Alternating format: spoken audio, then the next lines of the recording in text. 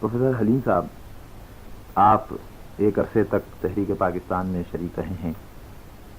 یہ بتائیے کہ آپ جب اس تحریک میں شامل ہوئے تو اس وقت یہ کس مرحلے پر تھی؟ مسلم لیگ کا جو سیشن الہ آباد میں ہوا اس میں علامہ اقبال نے اپنے خطبہ صدارت میں تقسیم ملک کے مسئلے کو چھیڑا تھا. اس اثنا میں چند مسلمان طلباء نے جو کیمبرج یونیورسٹی میں پڑھتے تھے تقسیم ہند کی تحریک اٹھائی اور مضامین اور کتابوں کا ایک سلسلہ شروع کر دیا. گولڈ میز کانفرنس لندن میں سن 1931 اور 1933 میں منعقد ہوئی.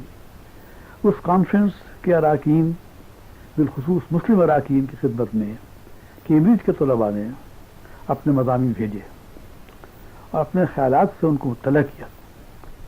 حلیم صاحب، یہ جو طلباء تھے کیمبرج کے، ان میں سے کچھ کے نام آپ کو یاد ہیں؟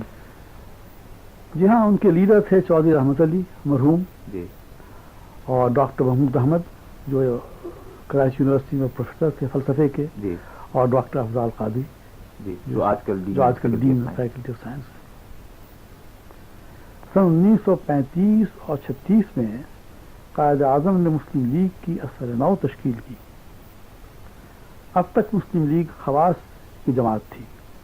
تھوڑے سے پڑھے لکھے متوسط الحال حضرات جمع ہو جاتے تھے اور چند تجاویز منظور کر لیتے تھے.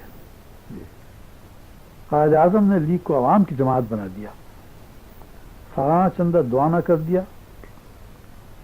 جو کانگریس کے چندے کے مقابلے میں نصف ہے، اور ان کی ہدایت کے مطابق ہر صوبے میں اور ہر ضلع میں بڑی تعداد میں لوگوں کو ممبر بنایا گیا، اور اس طرح انہوں نے پورے قوم کی ہمدردی اور مدد لیگ کے لیے حاصل کی. یہ بتائیے گا، قائد اعظم سے آپ پہلی مرتبہ کب اور کہاں ملے ہیں؟ قائد اعظم سے میری پہلی ملاقات 1925 میں ہوئی، جبکہ مسلم یونیورسٹی کی جبلی منائی جا رہی تھی اور بڑی تعداد میں لیڈران قوم علی گڑھ تشریف لائے تھے. جی، اس کے بعد تو آپ کی اکثر ملاقات رہی ہوگی؟ اس کے بعد اکثر ملاقات رہی، اس لیے کہ قائد اعظم اکثر تشریف لاتے تھے علی گڑھ اور ہم لوگوں سے ملتے تھے، طلباء سے ملتے تھے نہایت آزادی کے ساتھ، اور ان کو بہت بھروسہ تھا علی گڑھ پر، بہت توقعات تھی. چنانچہ وہ فرمایا کرتے تھے علی گڑھ از دا آرمری آف مسلم انڈیا. واٹ علی گڑھ سیز ٹوڈے مسلم انڈیا سیز ٹمارو. اچھا حلیم صاحب، قائد اعظم کے تحریک پاکستان کی قیادت سنبھالنے سے پہلے بھی بہت سے بڑے بڑے مسلمان رہنما میدان میں تھے. ان میں سے جو صف اول کے لوگ ہیں، ان میں سے کچھ افراد سے آپ کی ملاقات رہی ہے؟ جی ہاں، علامہ اقبال سے ملاقات رہی، مولانا شوکت علی، مولانا محمد علی، حسرت موہانی، چودھری خلیق الزماں، نواب اسماعیل خان، ان سبوں سے میری ذاتی ملاقات رہی. آپ کی علامہ اقبال سے کوئی خصوصی ملاقات بھی رہی ہے؟ جی ہاں، ایک ملاقات مجھے خاص طور پہ یاد ہے. اس نے ایک ادبی مجلس کی شکل اختیار کر لی تھی. میں لاہور گیا تھا اور میرے ساتھ 25-30 طلباء کا وقت تھا. ہم لوگوں کا مقصد تھا کہ ہم پرانے مقامات کو دیکھیں اور پرانی عمارتوں کو جا کر کے دیکھیں، سیر و تفریح اور تعلیم.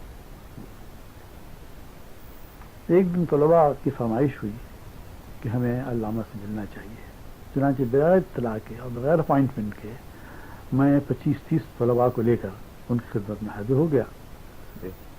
وہ حسب دستور قالین پہ بیٹھے ہوئے تھے، حقہ سامنے تھا. ہم لوگوں سے بہت تفاق سے ملے اور اس کے بعد تقریباً 2-2.5 گھنٹے تک باتیں ہوتی رہیں، اور طلباء حسب معمول الٹے سیدھے سوالات کرتے تھے اور علامہ جواب دیتے تھے. چنانچہ ایک سوال خاص طور پر مجھے یاد ہے. ایک طالب علم نے کہا کہ علامہ صاحب، آپ نے فارسی میں شعر کہنا کیوں شروع کر دیا؟ تو آپ نے فرمایا میرا مقصد یہ ہے کہ میرے خیالات جو ہیں اور میرا پیغام جو ہے وہ زیادہ سے زیادہ تعداد میں مسلمانوں تک پہنچایا جائے.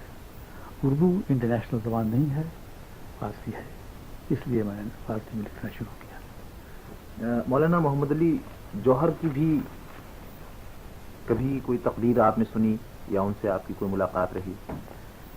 ملاقاتیں بہت رہیں اور تقریریں بھی بہت سنی. سب سے پہلے میری ملاقات مولانا محمد علی سے لندن میں ہوئی. آپ کو معلوم ہوگا خلافت کی تحریک کے سلسلے میں ایک وقت مسلمانوں کا انگلستان بھیجا گیا تھا اور اس کے یہ لیڈر تھے. جی. اس وقت میں سید سلیمان ندوی بھی شریک تھے اور سید حسین بھی شامل تھے. جی. چنانچہ لندن میں کئی ملاقاتیں رہیں اور انہوں نے کئی جلسوں سے خطاب فرمایا اور میں برابر ان جلسوں میں شریک ہوتا تھا، اس لیے کہ مجھے اشتیاق تھا اچھی تقریروں کو سننے کا. پروفیسر حلیم صاحب، آپ خود بھی اس تحریک میں شامل رہے اور بہت سے آپ نے لیڈروں کو بھی قریب سے دیکھا.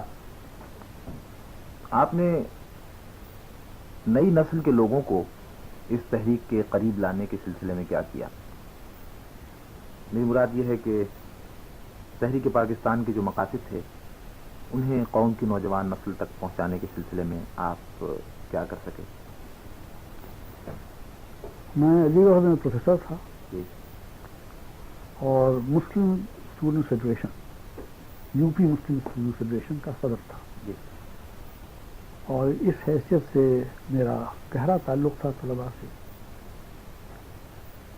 اور جب الیکشن کا زمانہ آیا تو میں نے بہت سے بیچ لڑکوں کے مختلف مقامات پر بھیجے اور ظاہر ہے ہر بیچ کو بھیجنے سے قبل ان کی بریفنگ ہوتی تھی، ان کو بتایا جاتا تھا کہ پاکستان کیا ہے، ہمارا نصب العین کیا ہے. سینکڑوں کی تعداد میں لڑکے بھیجے گئے. سرحد سندھ، پنجاب، بنگال، ان کو یہ بتلایا جاتا تھا کہ پاکستان مسلمانوں کے لیے، تمام مسلمان ہند کے لیے ایک وطن کی شکل اختیار کرے گا. وہاں ہماری اپنی حکومت ہوگی، اسلامی قوانین رائج کیے جائیں گے، اسلامی معاشرہ بنایا جائے گا اور اسلامی ثقافت کو وہاں پھیلایا جائے گا. حلیم صاحب، آپ پاکستان کی 2 یونیورسٹیوں کے بانی وائس چانسلر بھی رہے ہیں. آپ یہ بتائیں گے کہ وہ سب سے پہلے جب یہاں سندھ یونیورسٹی بنی ہے تو اس میں آپ نے کیا کیا تھا؟ یعنی سندھ یونیورسٹی کے قیام کے سلسلے میں آپ نے کیا کام کیا ہے؟ میرے پاس 2 خط آئے. ایک تو سر فرانسس موڈی کا تھا جی. اور دوسرا پیر رائی بخش. وہ وزیر تعلیمات تھے، فرانسس موڈی چانسلر تھا. جی.